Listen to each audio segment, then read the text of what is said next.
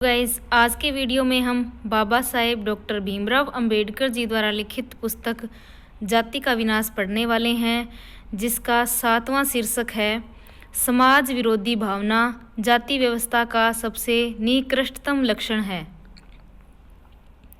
चलिए शुरू करते हैं।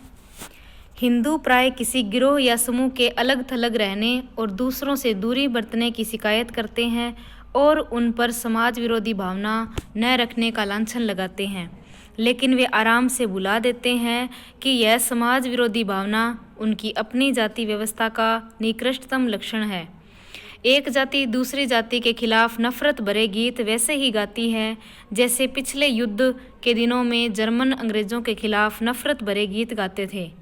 हिंदुओं का साहित्य जातियों की ऐसी उद्गम गाथाओं से भरा हुआ है जिनमें यह साबित करने की कोशिश की जाती है कि हमारी जाति का उद्गम गौरवपूर्ण है और अन्य जातियों का उद्गम अत्यंत हीन। सह्याद्री खंड इस प्रकार के साहित्य का एक कुख्यात उदाहरण है। यह समाज विरोधी भावना सिर्फ जाति तक सीमित नहीं है, यह गहराई में चली गई है और इसने उपजातियों के आपसी संबंधों में भी जहर घोल दिया है। मेरे प्रांत में गोलक ब्राह्मण, देवरुखा ब्राह्मण, कराड़ा ब्राह्मण, पलासे ब्राह्मण और चित्तपावन ब्राह्मण सभी एक ही ब्राह्मण जाति का उपवर्ग होने का दावा करते हैं, लेकिन उनके बीच जैसी समाज विरोधी भावना व्याप्त है वह उस समाज विरोधी भावना जितनी ही साफ साफ दिखाई देती है और उतनी ही जहरीली है जितनी उनमें तथा अन्य गैर ब्राह्मण जातियों के बीच। इसमें कुछ भी विचित्र नहीं है। समाज विरोधी भावना हर उस जगह पाई जाती है जहाँ एक समूह के अपने खास हित होते हैं जो उसे अन्य समूहों के साथ पूर्ण अंतःक्रिया करने से रोक देते हैं। इसके पीछे जो मिला हुआ है उसकी रक्षा करने का इरादा होता है।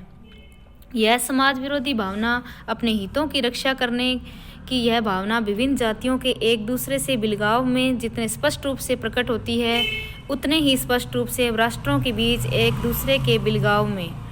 ब्राह्मण का पहला सरोकार गैर ब्राह्मणों के हितों से अपने खास हितों की रक्षा करना होता है और गैर ब्राह्मणों का पहला सरोकार ब्राह्मणों के हितों से अपने हितों की रक्षा करने का। अतएव हिंदू सिर्फ जातियों का समूह नहीं है, वरन वे एक दूसरे से युद्ध करते बहुत से समूह हैं जिनमें से प्रत्येक सिर्फ अपने लिए और अपने स्वार्थपूर्ण आदर्शों के लिए जीता है। जाति का एक और लक्षण है जो निंदनीय है।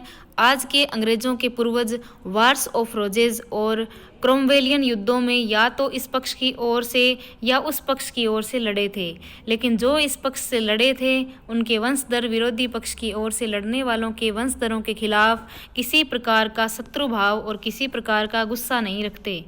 आपसी द्वंद्व को बुला दिया गया है, लेकिन आज के गैर ब्राह्मण उस अपमान के लिए आज के ब्राह्मणों को माफ़ नहीं कर सकते जो इनके पूर्वजों ने शिवाजी का किया था।